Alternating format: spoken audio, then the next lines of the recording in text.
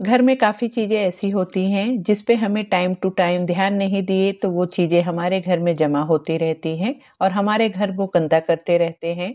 तो ऐसी चीज़ों को हमें टाइम टू टाइम डिस्कार्ड करना चाहिए। वो कौन-सी चीज़ें हैं, वही आज इस वीडियो में। आजकल हम सभी बहुत सारी शॉपिंग करते रहते हैं, ऑनलाइन, ऑफ़लाइन जिस भी तरह से हम शॉपिंग करते हैं, तो शॉपिंग करने पे हमें बहुत सारे बॉक्स आते हैं, छोटे-बड़े जैसी चीज़ हम ऑर्डर करते हैं, उस तरह के बॉक्स में वो सब चीज़ें आती हैं और वो बॉक्स एक हमारे घर में जमा होते रहते हैं।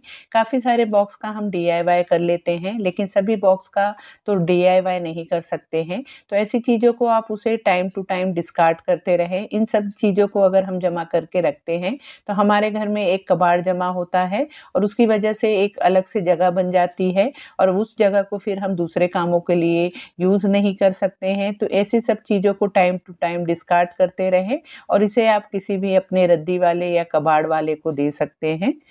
इसी तरह से हमारे घर में काफ़ी सारे बेल्ट हुए, हस्बैंड के हुए, बच्चों के हुए, टाई हुई, ये सब चीज़ें काफ़ी जमा होती रहती है। बच्चों के तो काफ़ी सारे टाई हुए, स्टैंडर्ड वाइज़ उनकी टाई हुई, उनका बेल्ट हुआ, ये सब भी बहुत सारे जमा होते रहते हैं और छोटे होते रहते हैं। वो खराब नहीं होते हैं लेकिन छोटे हो जाते हैं। इस तरह की चीज़ें भी हम रखते जाते हैं, जमा करते रहते हैं, उस पे हमारा ध्यान नहीं जाता है। लेकिन यहाँ पे देखिए, इस तरह से काफ़ी सारे मेरे डोर के पीछे आप देख सकते हैं काफ़ी सारा बेल्ट और टाई जमा हो गई है। मेरी भी है, मेरे हस्बैंड की भी है, बेटे की भी है। तो इन सब चीज़ों को भी टाइम टू टाइम हटाना चाहिए। अगर वो खराब हुए रहें तो उसे आप फेंक दें। अगर वो अच्छे हैं और कोई ज़रूरतमंद हो जिसे लेने के बाद वो यूज़ करना चाहे, तो आप ऐसे लोगों को भी दे सकते हैं। तो ऐसी सब चीज़ें टाइम टू टाइम जब हम हटाते रहते हैं, तो हमारा घर साफ-सुथरा रहता है। इसी तरह से टाइम टू टाइम हमें जो हमारे घर में दवा होते हैं, उसे भी हमें चेक करते रहना चाहिए। दवा हम इमरजेंसी के लिए रखते हैं, कुछ मेडिसिन्स रखते हैं, कुछ क्रीम रखते हैं कि जब भी हमें कुछ इमरजेंसी में ज़रूरत हो, तो हमारे घर में अवेलेबल रहे, तो तुरंत हमें मेडिकल पे या डॉक्टर के पास भागना ना पड़े। तो ऐसी दवाओं को तो हम रखते ही हैं, लेकिन काफ़ी टाइम हो जाने के बाद वो भी आप चेक करते रहें कि अगर उसकी एक्सपायरी हुई है, तो उसे आप हटा दें क्योंकि आजकल प्रिस्क्रिप्शन डॉक्टर दे देते हैं और उसे हम लेके जाते हैं तो मेडिकल वाला पूरा ए टू जेड दवा देता है।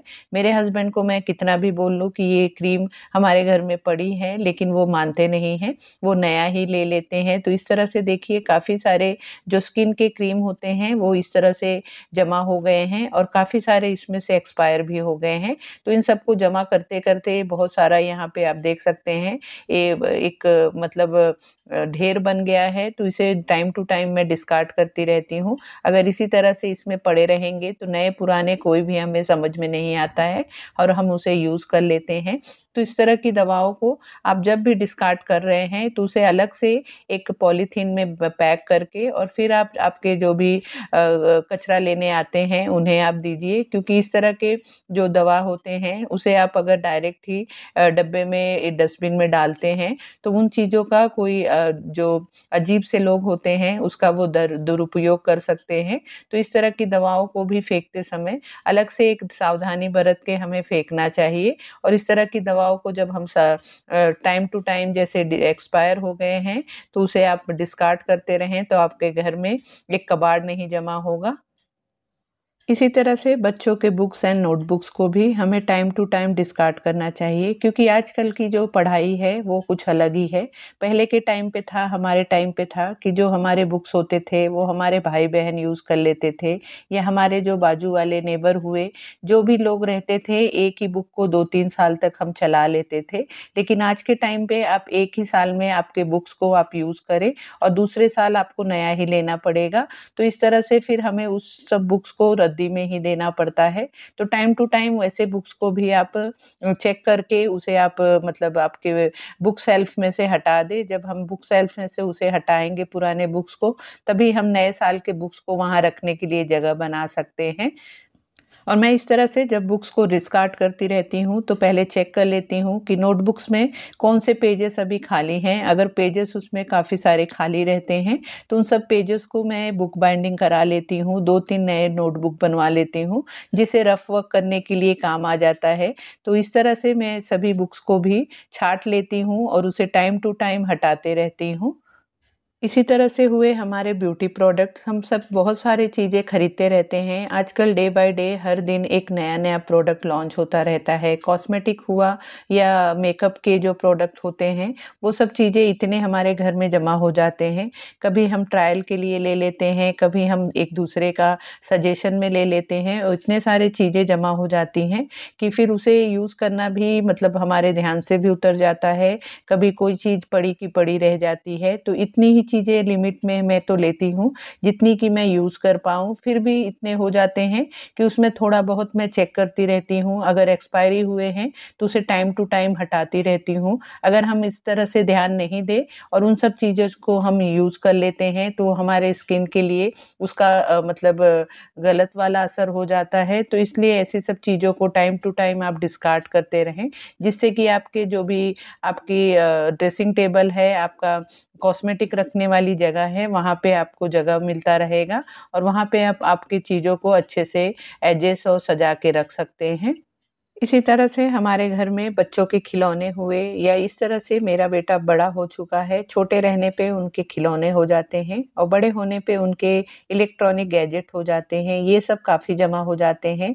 रोज़ के रोज़ उन लोग कुछ ना कुछ उनके मन के हिसाब से चीज़ें खरीदते रहते हैं, ऑनलाइन ऑर्डर करते रहते हैं, तो इतनी सारी चीज़ें जमा हो जाती हैं कि उसे भी हमें टाइम टू टाइम देखना चाहिए। यहाँ पे ये इस तरह के जो भी मेरे बेटे के इलेक्ट्रॉनिक चीज़ें होती हैं, उन सब चीज़ों को मैं एक जगह पे ही उसे इस तरह के एक बॉक्स में रखती हूँ, क्योंकि बहुत ज़्यादा मुझे समझ में नहीं आता है, फिर उसमें से मैं अगर कोई चीज़ डिस्कार्ड कर देती हूँ, तो वो फिर चिल्लाने लगता है कि मेरी चीज़ों को आपने फेंक दिया। तो यहाँ पे मैं ऐसे चीज़ों को सबको एक जगह रख देती हूँ और टाइम टू टाइम जब उसके पास टाइम रहता है, तो उसके साथ बैठ के उन सब चीज़ों में से जो भी चीज़ की ज़रूरत नहीं है या खराब हो चुकी है, उसे मैं छाँट के हटा देती हूँ। इस तरह से करने पे हमारे घर में अलग से एक पसारा नहीं होता है और चीज़ें फैलती नहीं हैं। इसी तरह से अगर आपके बच्चे हैं, छोटे बच्चे हैं, उन्हें के खिलौने घर में पड़े हैं, जो खिलौने वो खेलते हैं, उसे आप ज़रूर रखें या जो नहीं खेलते या खराब हो चुके हैं, टूट-फूट गए हैं, तो उसे आप टाइम टू टाइम डिस्कार्ड करते रहें। इससे हमारे घर में एक गंदगी फैलती है और चीज़ें फैलती हैं, जिसकी वजह से हमारे घर का भी लुक खराब होता है। आज की लाइफ में हम औरतों को रियल ज्वेलरी से ज़्यादा हमें आर्टिफिशियल ज्वेलरी पसंद आती है। जब भी हम कोई भी ड्रेस या कपड़े खरीदते हैं, साड़ी खरीदते हैं, तो उसकी मैचिंग के ही ज्वेलरी खरीदना पसंद करते हैं और उस चक्कर में क्या होता है कि जो हमारी पुरानी ज्वेलरी होती है, वो ऐसे ही पड़ी रहती है और उस चक्कर में बहुत सारे ज्वेलरी हमारे घर में मतलब जमा हो जाते हैं। तो यहाँ पे आप क्या करें कि मैं तो इस तरह से मेरी 2-3 ही मैंने फिक्स कर रखा है, मैंने ज्वेलरी ले रखा है। जैसे कि आप कोई भी मल्टी कलर का आपका नेकलेस या इयररिंग इस तरह से ले कि वो आपके हर कपड़े पे मैच हो जाए, या इस तरह से मैं मेरे सिल्वर या गोल्ड के नेकलेस सेट ये सब लेके रखी हूँ कि जो भी मुझे मतलब कोई भी कपड़े पे गोल्डन या सिल्वर कलर की ज्वेलरी चली जाती है, मैच हो जाती है। इस तरह की ज्वेलरी का कलेक्शन हम जब बना के रखते हैं, तो हमारे घर में ज़्यादा ये सब चीज़ों का पसारा जमा नहीं होता है और आजकल तो मार्केट में ये भी ऑप्शन आ गया है कि आप रेंट पे भी ज्वेलरी लेके पहन के फिर उन्हें रिटर्न कर सकते हैं। तो ये भी बहुत अच्छा ऑप्शन होता है कि आपके घर में बहुत सारे ज्वेलरी भी नहीं जमा होंगे और आपके पैसे भी वेस्ट नहीं होंगे। इसी तरह से हमारे घर में कपड़ों का भी ढेर काफ़ी सारा जमा हो जाता है। बच्चे घर में होते हैं तो काफ़ी सारे कपड़े जमा हो जाते हैं। दिन-ब-दिन उनके कपड़े छोटे होते रहते हैं और कपड़े तो बहुत अच्छे कंडीशन में रहते हैं, बिल्कुल ही फटे-पुराने नहीं रहते हैं। बस प्रॉब्लम ये हो जाता है कि बच्चों के कपड़े छोटे हो जाते हैं और छोटे भी हो जाते हैं, साथ ही बच्चे थोड़े-थोड़े दिन पे, आज पहले के टाइम पे था कि हमको कपड़े दिवाली या दशहरा या कोई बड़ी त्योहार है तभी हमें मिलता था, लेकिन आजकल तो हमेशा ही कपड़ों की शॉपिंग साल भर होती रहती है। तो इतने सारे कपड़े हो जाते हैं कि बच्चे जब नए कपड़े आ जाते हैं, तो पुराने कपड़ों को ज़्यादा पहनना पसंद नहीं करते हैं, जो कि वो भी ज़्यादा पुराने नहीं हुए रहते हैं। 2-4 महीने ही पुराने कपड़े रहते हैं, लेकिन उसे भी पहनना पसंद नहीं करते हैं। तो इस चक्कर में हमारे घर में इतने सारे कपड़े जमा हो जाते हैं और अगर इसे हम टाइम टू टाइम डिस्कार्ड नहीं करें, तो हमारे अलमारी में जगह ही नहीं बचे दूसरे कपड़े रखने रखने के लिए। तो ऐसे कपड़ों को भी टाइम टू टाइम आप छाँटते रहें, उसे डिस्कार्ड करते रहें और उन कपड़ों को आप आपके घर के आजू-बाजू में, आपके घर के नियर में जो अगर कोई ज़रूरतमंद हो, तो आप उन्हें दे सकते हैं या कहीं पे आप डोनेट कर सकते हैं। तो इस तरह से कपड़ों का यूज़ भी हो जाता है और हमारे घर से कपड़े डिस्कार्ड भी हो जाते हैं। इसी तरह से हमारे घर में होते हैं जूते और चप्पल। जूते और चप्पल भी इस तरह से पूरी तरह से खराब नहीं होते हैं। थोड़ा बहुत कहीं पे अगर उसमें मतलब प्रॉब्लम आता है, तो उसे हम साइड में रख देते हैं कि इतना महँगा जूता या चप्पल हमने खरीदा है, तो उसे हम रिपेयर करेंगे। लेकिन रिपेयर करने के चक्कर में वो साइड में पड़े रह जाते हैं और नए जूते चप्पल आ जाते हैं। तो अगर आपके पास इस तरह से जूते चप्पल हो, तो आप उसे टाइम टू टाइम रिपेयर कर लें या उसे आप डिस्कार्ड कर लें। इस तरह से जब हम टाइम टू टाइम ये सब चीज़ें डिस्कार्ड करते रहते हैं, तो हमारे घर में एक अननेसेसरी चीज़ें नहीं पड़ी रहती हैं और जो भी सेक्शन होता है, हर चीज़ का हमारे घर में एक सेक्शन हम बना के रखते हैं और वो एक लिमिट में उसका सेक्शन होता है, कैपेसिटी होती है। अगर उसमें हम चीज़ों को भरते जाएँगे, जमा करते जाएँगे, तो एक टाइम के बाद वो ओवरफ्लो होने लगते हैं और हमें नए चीज़ों को रखने के लिए जगह नहीं बचता है। तो इस तरह से टाइम टू टाइम इन सब चीज़ों को भी आप डिस्कार्ड करते रहें। कोई अगर आपके आजू-बाजू में जैसे मैं हमेशा कह रही हूँ, कोई ज़रूरतमंद हो तो उसे आप दे दें या पूरी तरह से आपके जूते-चप्पल खराब हुए हों तो उसे आप फेंक दें। इसी तरह से होते हैं हमारे किचन के बर्तन। किचन के बर्तन भी जब भी हम खरीदते हैं तो वो 1-2 साल में तो खराब नहीं होते हैं। 8-10 साल तो अच्छे से हम उसका यूज़ करते हैं। लेकिन थोड़े बहुत बर्तन जब खराब हो जाते हैं तो उसे हम मोह-माया में पड़े रहते हैं, उसे हम रखते ही जाते हैं कि नहीं बहुत अच्छा बर्तन है, बहुत अच्छा बर्तन है। उस चक्कर में इतने सारे हमारे घर में बेफुज़ूल के बर्तन भी जमा हो जाते हैं।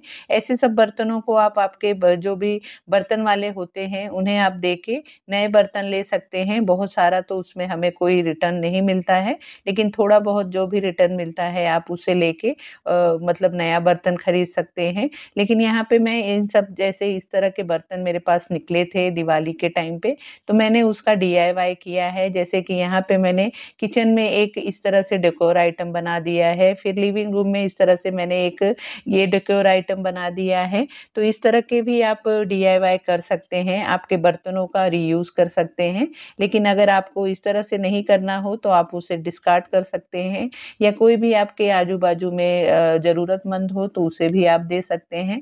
साथ ही इस तरह के हमारे घर में बहुत सारे इस तरह के प्लास्टिक के डब्बे बहुत सारे जमा हो जाते हैं। पार्सल के जो भी हम पार्सल मँगाते हैं, बाहर से खाना मँगाते हैं, तो काफ़ी सारे डब्बे उस चक्कर में आ जाते हैं और आजकल आइसक्रीम समर में आइसक्रीम भी इतना सारा हम मार्केट से लाते रहते हैं। तो देखिए इस चक्कर में भी मेरे घर में आइसक्रीम के डब्बे कितने सारे जमा हो गए हैं। तो टाइम टू टाइम इन सब चीज़ों को भी हमें डिस्कार्ड करना चाहिए। अगर उसमें से कुछ थोड़े बहुत डब्बे आपको ज़रूरत लगते हो टाइम टू टाइम, तो 2-4 डब्बे हमें रख लेना चाहिए, बाकी का हमें डिस्कार्ड करना देना चाहिए। क्योंकि इस तरह की चीज़ें हमारे घर में एक गंदगी पैदा करती हैं, मतलब पसारा पैदा करता है। तो फ्रेंड टाइम टू टाइम हमें इन सब चीज़ों को अपने घर से डिस्कार्ड करते रहना चाहिए। ऐसी सब चीज़ें हमारे घर में जमा हो के एक क्लटर पैदा करती हैं और पसारा पैदा करते हैं, जिससे कि हमारा घर साफ-सुथरा नहीं रहता है। तो इन सब चीज़ों को टाइम टू टाइम हमें डिस्कार्ड करना चाहिए। सो फ्रेंड ये था मेरा आज का वीडियो। आई होप आपको मेरी ये वीडियो अच्छी लगी होगी, आपको यूज़फुल लगी होगी। अगर आपको मेरी ये वीडियो पसंद आई हो तो प्लीज़ वीडियो को लाइक शेयर करना और प्लीज़ मुझे कमेंट भी ज़रूर किया कीजिए, क्योंकि आपके कमेंट मुझे मोटिवेट करते हैं। और अगर आप मेरे चैनल पे पहली बार आए हैं तो प्लीज़ चैनल को भी ज़रूर सब्सक्राइब कर लेना। तो मिलते हैं फिर नए वीडियो में। Bye bye.